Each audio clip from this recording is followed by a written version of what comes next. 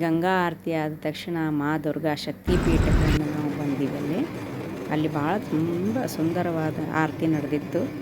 ಭಾಳ ವಿಜೃಂಭಣೆಯಿಂದ ಆರತಿ ನಡೀತು. ಮೈಯೆಲ್ಲ ರೋಮಾಂಚನವಾಯಿತು. ಅಷ್ಟು ಚಂದ ಆರತಿ ನಡೆದಿತ್ತು. ಅದನ್ನು ಆನಂದದಿಂದ ತೇಲಾಡಿ ಬಿಟ್ಟಿವಿ ನಾವು. ನಂತರ ನಾವು ಬಂದದ್ದು ರಾಮಚರಿತಮಾನಸ ಮಂದಿರ. ತುಳಸಿದಾಸರ ಕೃತಿ ರಾಮಾಯಣ ಸಂಪೂರ್ಣವಾಗಿ ಅವರು ಬರೆದದ್ದು ಉಲ್ಲೇಖವಿದೆ ಇಲ್ಲಿ.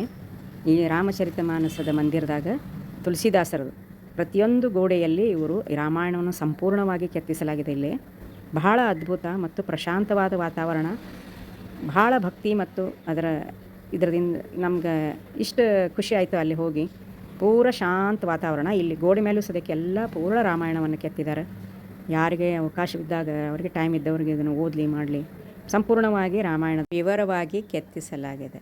ಭಾಳ ಚಂದ ಮಾಡ್ಯಾರ ಅದನ್ನು. ನಂತರ ನಾವು ಹೋಗಿದ್ದೀವಿ ಸಂಕಟಮೋಚನ ಹನುಮಾನ್ ಟೆಂಪಲ್ಗೆ ಹೋದಿವಿ. ಬಟ್ ಅಲ್ಲಿ ವಿಡಿಯೋದು ಅಲವ್ ಇರಲಿಲ್ಲ.